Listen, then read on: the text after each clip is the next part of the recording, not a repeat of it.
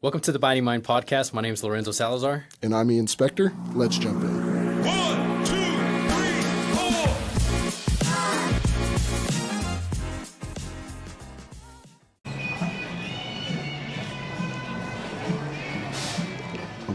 Oh, hey, Binding Minders. Since we don't yet have any sponsors, today's episode, and every episode until we get a sponsor, is going to be brought to you by Ian's Interesting Facts. Starbucks Roundtables were specifically created so customers would feel less alone. Less alone is still lonely. Enjoy today's conversation. Hello, everyone. Welcome to the first episode of Season 2 of Binding Minds. What do you think, Ian? We made it to Season 2. I'm pumped to be back. Pumped to be on video if you're watching this on YouTube. And I'm excited. I'm excited for our lineup. I'm ready. Well, for everybody that listened and participated in Season 1, we are truly thankful. Got some great feedback. One of the feedbacks was that everyone wanted to see your beautiful face, Ian, just how handsome you are. So we decided to come in video form, and here we are. Get the people excited and get to know us a little bit more and how we look. There's not a chance that they were talking about me. Yeah, you're the 10 in the group, buddy. What are you talking about? This season, please follow us at Binding Minds Podcast on Instagram and Facebook. That's going to be the place where you can catch the reels, the clips, the updates. Stay in the loop with us. Yeah, we're super excited to hear more from you all and just to participate and give us feedback and learn more of what you all are wanting us to bring, to the podcast platform. I am super excited to bring our guest for this podcast recording, our very own Caden Coleman. Hello. Thank you for having me. For those of you that do not know Caden, he is currently the marketing manager here at Slate Group and is an instructor at Texas Tech University for the College of Media and Communications. He is an up-and-coming communication professional. So this guy, don't want to tell my age, but this guy pretty much he's an anomaly, in my opinion. I mean, the things that he's done in his time, it's very impressive. So we feel, Caden, you were the perfect fit for this topic that we want to discuss. And what we really want to get into is your current generation is the next up-and-coming generation to come into the workforce. And for our listeners that don't really understand what that means, Caden, us being millennials and Caden being Generation Z, many people in the workforce may not understand or fully comprehend how to delegate the next upcoming generation. And so, one of the questions that I have for you is, for you really coming in and doing a little bit more of the traditional style of what is currently done in the workforce, what is your current drive? Like what definitely drives you through? Well, I'll tell you what, my drive is my number one thing. But first off, I want to say I'm so flattered by that introduction because I need that playing every single time I walk into a room so people understand that I may be young, but there's some experience there. There's experience there.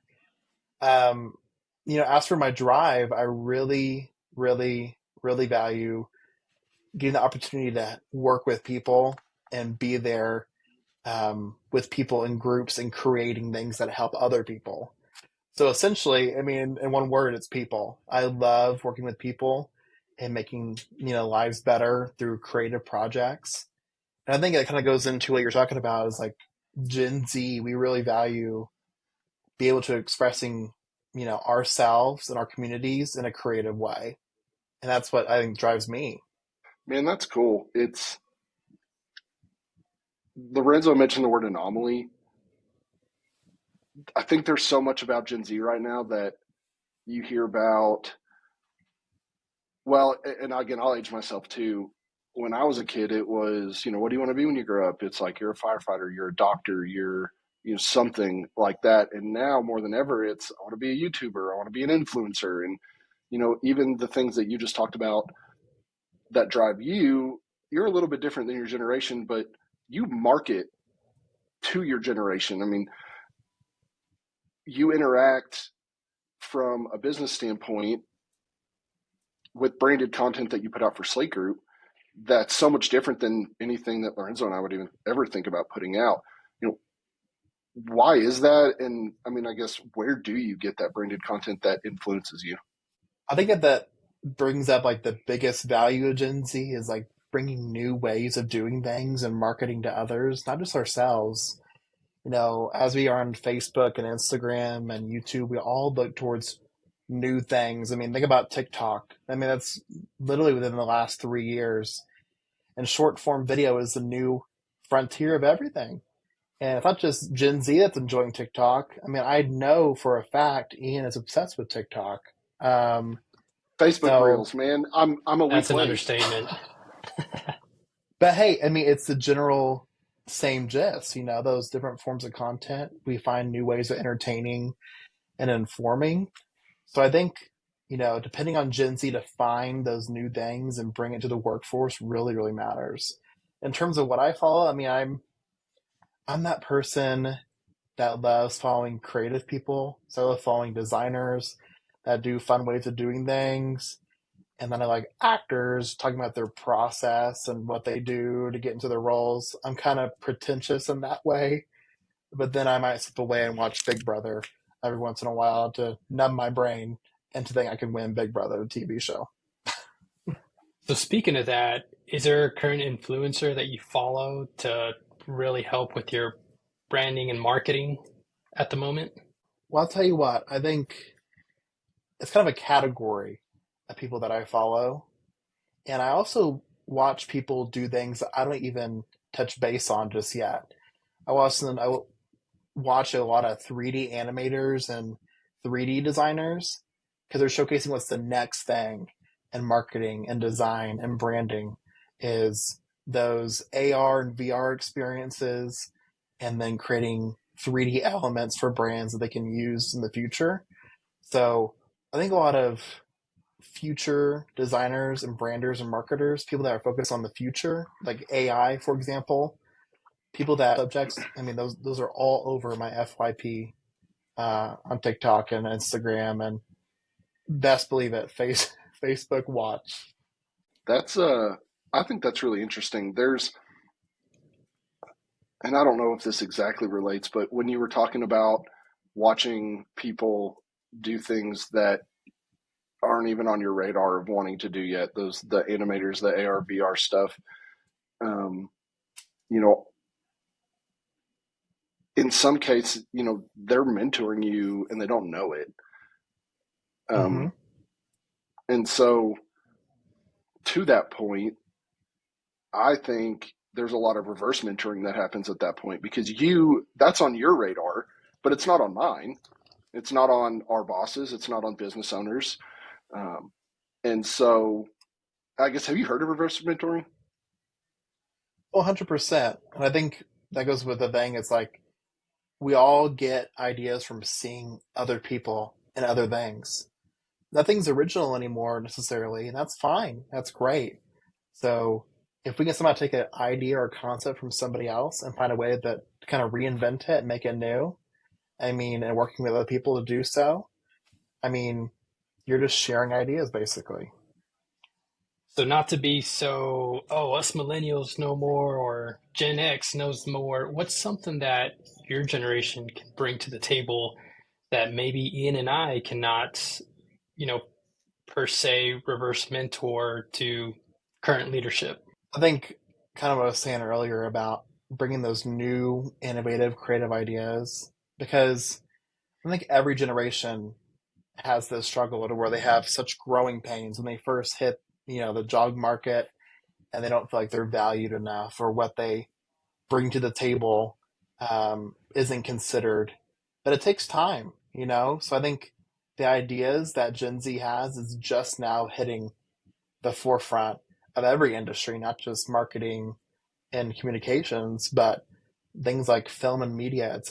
It's changing due to our input. And we're also a growing market as well. I mean, we consume so much content, Gen Z does, that a lot of the things, it's like, how do we appeal to Gen Z? You hire Gen Z. You know what I mean? You take Gen Z's ideas, take their input.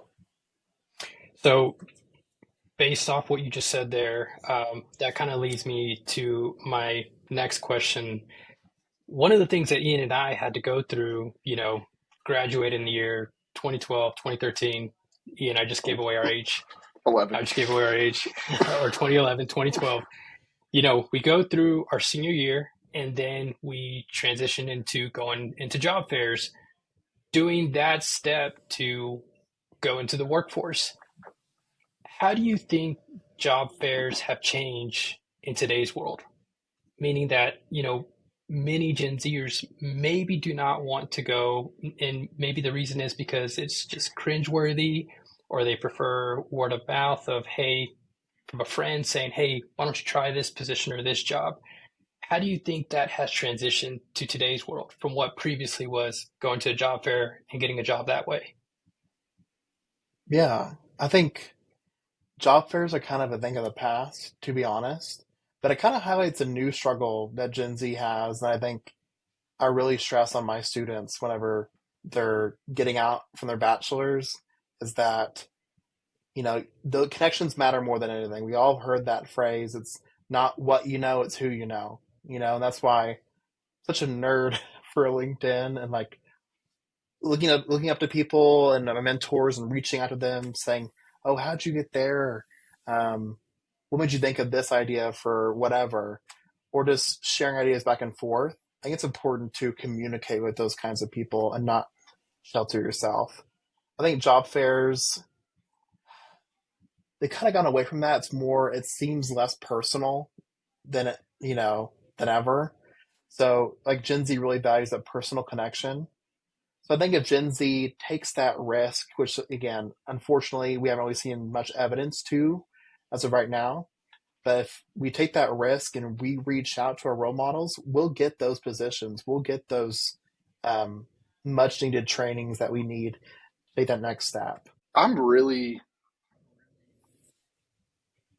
I don't know, not taken aback, but to hear your opinion on it, where they stand, the amount of effort involved in that is not different. When Lorenzo and I would go to job fairs, it was more effort piled into each other because you were on, you go to a booth, talk to somebody, and you had to be on. And then you go to the next one and you had to be on. But the effort in what you just described is not different. It's not less, it's just different. You're approaching it differently. Mm-hmm. And you don't have to hope that somebody that you potentially want to work for decided they want to go to the job fair at the university I attended. It's smarter, in my opinion. I mean, you get to reach out to the people who you aspire to be. You get to reach out to the people who at that point already influence you and say, what's your opinion on the way I should do this? How did you do it? What can I learn from it? And man, I think that's the way to do it. I mean, whoever told us that we had to go to job fairs, they really stink. Well, Caden, for people who are currently right now out there trying to search for, young individuals coming to the workforce, are you saying, hey, really up your game on LinkedIn, or are there other platforms that we don't know of, or maybe certain businesses that are not aware of, to look for those individuals that do have the skills and services that many people struggle to bring in, the new creative individuals? I mean, are there platforms that they can search or utilize for future hiring services? 100%. I think almost every single software, at least in the marketing and communications world, they offer like a training certificate like HubSpot and Salesforce. You always can get trained and learn new things, if not from people, but software. And so companies really value people that know something.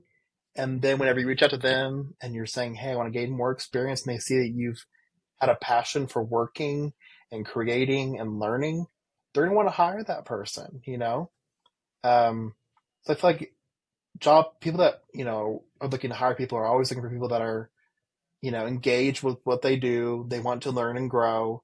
And I think that's our form of that for Gen Z. And I think LinkedIn's the most personal way to do that, because I feel like the whole world has turned upside down since COVID.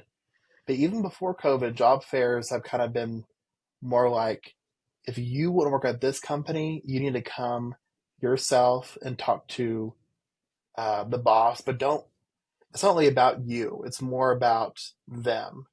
I think LinkedIn and the way Gen Z work is going, it's more of a shared symbiotic relationship where you're both benefiting and learning from each other. And so I would encourage Gen Z and everybody, to be honest, to utilize those communication platforms like LinkedIn, um, to work with other professionals. That relationship that you just talked about, and um, that like interest and passion that you'd mentioned just previously before that, are those, in your opinion, the biggest factors for you and other Gen Zs as they enter the workforce, whether it be out of high school or college? I think so. I think the hard part is Gen Z is a very self gratifying, and you want to get that like, you want to get that follow, and we really do value, ourselves and what our worth is, sometimes in the wrong ways. Um, but if we can push past that initial, I want to be gratified right away, we put in that effort to meet somebody new, even though it may be challenging for just a few minutes or even a few months. If you apply for a job and haven't heard back, or you emailed to talk to somebody you haven't heard back, don't give up. I think if Gen Z and we get a grasp on it, which I think we will, to not give up and to continue trying, even though we are going to fail, we're destined to fail. I think that once we push past that, it's like an ever bright future, and all the jobs are ours, kind of. I think one thing that's very interesting is how, for me, what I was taught is if you want to be happy in a workplace, you work hard, work within the business, you grow, you have to love it, you see it as a career. But what I'm realizing now is a lot of these Gen Zers, they're striving more to be more an entrepreneur, an influencer, so that is not necessarily what they're going to be passionate about. That allows them to work part-time in that space and allow them to seek other hobbies, other things that are more meaningful to them, if whether that's traveling or whether that's doing a podcast, things of that nature. Are you realizing that as well too? Seeing, instructing your students and you yourself being early on in your career, working more No, of autonomously per course. se. Yeah, I think, being a consultant is a big dream for tons and tons of people. I mean, of course, down here in West Texas, I have a lot of students that are into agriculture, right, which isn't necessarily my forte at all. But a lot of the what they want to do is be a farmer and be their own landman and help other farmers or landmen, but be a consultant. That goes with media too. People that want to do video editing or consulting a business on influencer marketing, that kind of stuff. But to get to that point of being a respected and seasoned consultant, you have to have that work experience. So I always stress that if you are in college and you have the opportunity, to work, internship, or if you're fresh out of college, take those entry level jobs and gain that knowledge now as opposed to later. And then again, like, that's where your hobbies come in. You always can, do work and grow in that avenue, and then do consulting or hobbies on the side and grow that background for something else. I like to say that I'm kind of like a jack of all trades in some ways, but a master of none. And I think that a lot of companies kind of look for that, the jack of all trades that's flexible and willing to try new things. So that's what I try to do, at least. I have a lot of Hey, respect for you for actually saying the entire quote. That I most people agree. just say I'm a Yes. jack of all trades. So big props for that. And I feel like people have some shame of saying they're a master of none, but it kind of goes with imposter syndrome. You might feel like I'm not the best at this, but it's like I have this as well as this other talent that I can use together. And think about how rare that is. So being a jack of all trades is just the best. It could be a little bit sad sometimes. You feel like you're not the best at everything. The fact that you can do all that, it's impressive. I'll give you that. Now, I do have a question, and it's not, in my opinion, a question. Maybe you can. I don't think it's a question that can be answered from knowledge, but being forward thinking, when Okay. Generation Z starts landing in CEO roles, what changes do you think that we will see in the workforce and society, down the line when that happens? I'm curious your opinion of that. Oh, I mean, I think so much is going to change, like for the good and the bad in some ways. Um, Obviously, we're kind of just now, entering the serious portion of people that are getting up there. And I think people that are going to hit manager roles and CEO roles, they're really going to want to look at themselves as part of the team, right? We have a large amount of empathy. Gen Z has proven to be one of the most empathetic generations in history. So I think that as a CEO role, we might be challenged a little bit in our emotions and understand that a manager role versus a team member role is different. Um, but I think that we'll have a more versed knowledge in being personable with our coworkers, creating from new ideas that attract new generations. I mean, like I mentioned earlier, every single generation brings new ideas, and we're just one of those. That just so happens to be a little bit more emotional and empathetic than past generations. So, would you say for your generation today, what would be one of the biggest things that you all are struggling with that maybe a millennial or Gen X baby boomers have not experienced? Instant gratification, the world of social media. I mean, it's just right there. It's just the most obvious answer, but um, I think the feeling that we can conquer the world is so great. And I agree with it. Let's go conquer the world. But it takes a few steps, to get there. You have to map a course to conquer the world. You can't just do it in a day. And I think that struggle is definitely there for Gen Z. But I feel like we'll get past that. But I feel like there's definitely a lot of people that may get trapped in that mindset. That's been the biggest hurdle. Now, let me ask a question of you guys. Let me ask, like, what do you feel like millennials, whenever you guys were my age, was that the same struggle or was it like a little bit different? I mean, for me, it was definitely, kind of more along the lines of, strap your boots and move forward, learn as much as you can, never say no. If you hit a roadblock, figure out a way around it, through it, and not necessarily so much of the instant gratification. It's more of this is going to pay off one day. So I knew personally that the financial or the accolade side of things would not be happening in any time soon mentality. It was more of, okay, this will pay off 5 years, this will pay off 10 years. And it's just because I feel like we align ourselves pretty similar to Gen X to the fact of, we did grow up in the social media world, but we still early on grew up in that same style that I feel like even the baby boomers experience. We were just right there in the middle going into the social media side of things. And by the time we grew more into our adulthood, that's when that instant gratification started to maybe lie in. But that's Mm-hmm. me personally. I Creep mean, Ian, in. it may be different for you. No, I think I was raised more or less the same.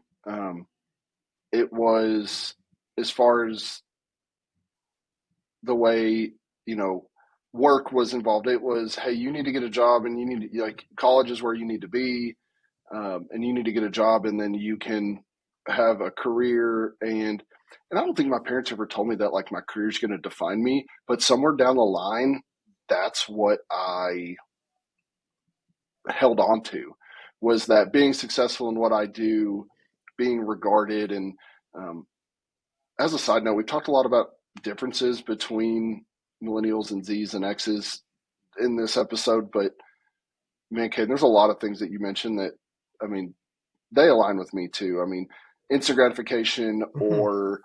or even, and that may just be um, my love language.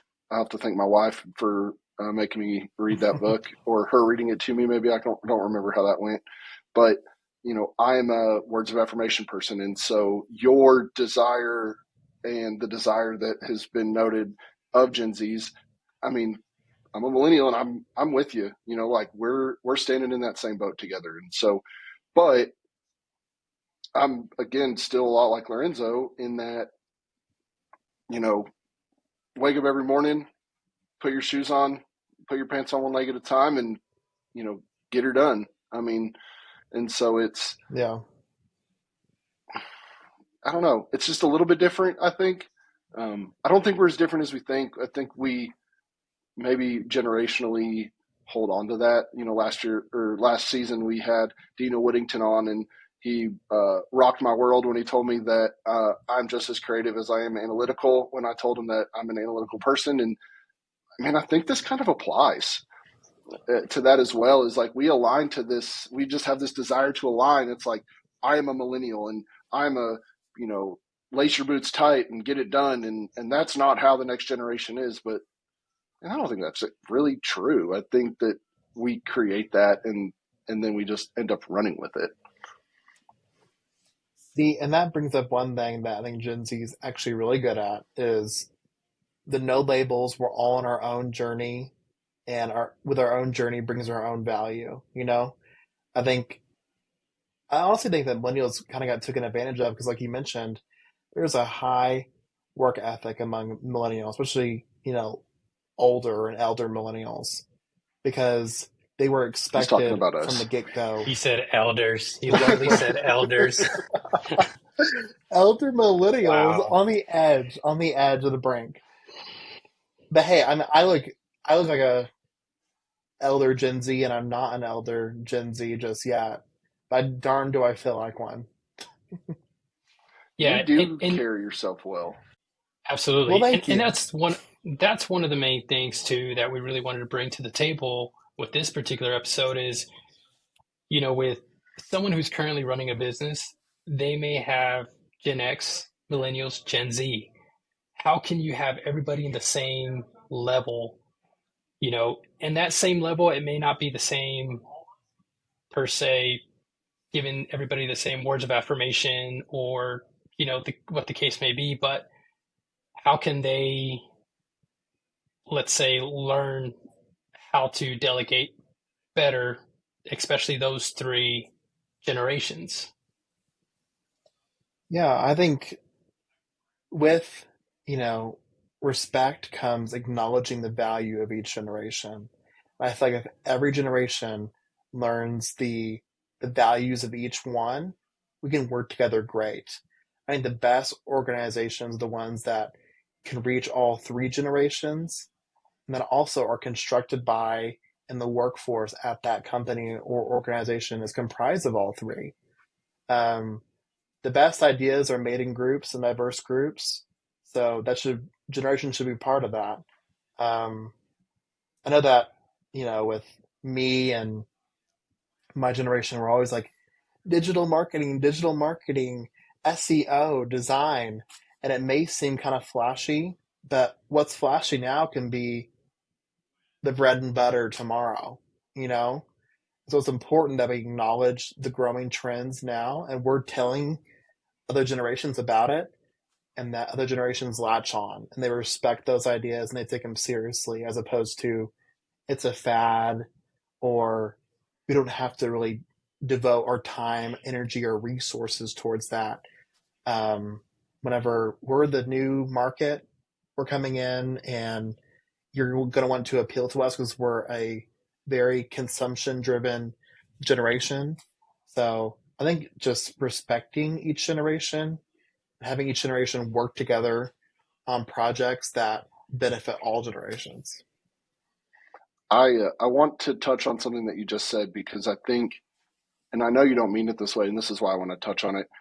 You made the statement, like we are the next generation, we are the next consumers, we are the consumers, and I think that can probably be construed as very like conceited and big headed. But the fact of the matter Yeah. is you are 100% correct. Like just like millennials were the next generation, as when we came up. I mean, if you are not appealing to the masses, which includes young and old, then you're missing the boat from a business standpoint. Exactly. Whether they be designers, whether they be people in purchasing, whether it be a consumable that you want to market to get purchased off of your Amazon or Etsy store. I mean, you're it, man. I mean, you're the people that you're coming in, and you're the ones that are going to start making money, and you're the ones that are going to start spending money. And Lord knows I can't wait for the day where, like you mentioned, the money and the effort and the large pool is targeted towards my generation. Not that, right now we're living in an amazing era to where, like you just mentioned, you watch Facebook Watch videos, I watch TikToks. We all know what TikToks are. We both enjoy them, but they're all personalized towards us. I think that's something that, Gen Z made popular, but we're all benefiting from, and every generation's had that thing. Definitely. Lorenzo, you're on Instagram as much as, well, you're on Instagram way less than I am, which is probably something I need to strive for. Who do you follow that you want to share with us on Instagram? Yeah. Who do I follow? Who do you follow? I am probably the most boring person to ask. My Instagram is literally just ESPN, dad memes, and finding ways to make sure my kids stay alive. So that's the extent that my Instagram goes to. Can I say one crazy thing though? I've always been convinced that Lorenzo would be a good fitness and wellness influencer on Instagram. I would follow. I agree. I mean, I'm going to get there one day. And I think Lorenzo has inspired me in a lot of that way. So he could do it to the masses. See, no, that's where my millennial side kind of comes in. I like to do things just, it's not saying that many people are showboating, but and I guess it's just my introverted side to where I work behind the scene.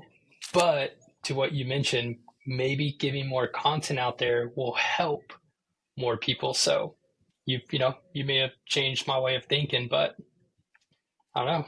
Might have to start a new page. Do something Tomorrow. with Yeah, it. look out for the Start fitness, it the tomorrow. fitness guru. Well, Caden, we always finish off our podcast with this question. Everybody in season 1 did it, and we're not stopping for season 2. So, what is a piece of advice that someone has given to you that you will never forget, and you've carried with you to this point? I mean, I really think of two. I think about it all the time. And they both have to go with working in teams, right? The first one is, and it might sound really stupid and really like, you can't say that. But the first one is work smarter, not harder. I mean, we've all heard of it. But it's got a bad rap because, like, well, technically, isn't working harder like the same thing as working smarter? But it's technically not. If you work in smart and effective ways that can save your energy to do more things, that matters a lot. So I remember that was given to me when I worked for Apple, and I was thinking of some elaborate way of doing something very simple, and it's like start at the basics and go from there. Work smarter, not harder.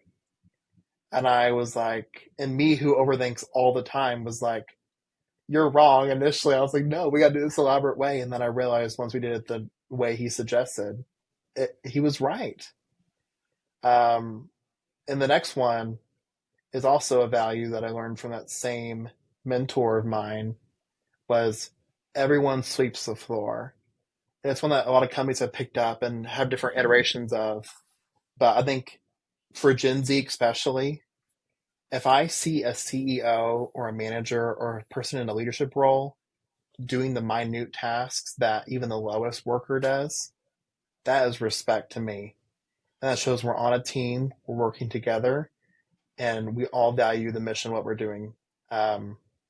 So, I mean, even though I'm in a marketing role and, I work for this, company, Slate Group, and I work for tech, I'm a teacher at tech, I always see myself as a student or as someone who just started because in some ways, it's the way you learn the most whenever you think you're just starting or you're always looking for ways to grow. You're always a student. So those are my two big things, I guess you could say. Those are awesome, man. Caden, thank you so much for being with us today. Thank you so much for kicking off season 2 with us, kicking off our first video with us. Man, we're really looking forward to the rest of our guests this season. Y'all hang with us. Stay looped in at Binding Minds Podcast on Instagram and Facebook, and we'll see you next time.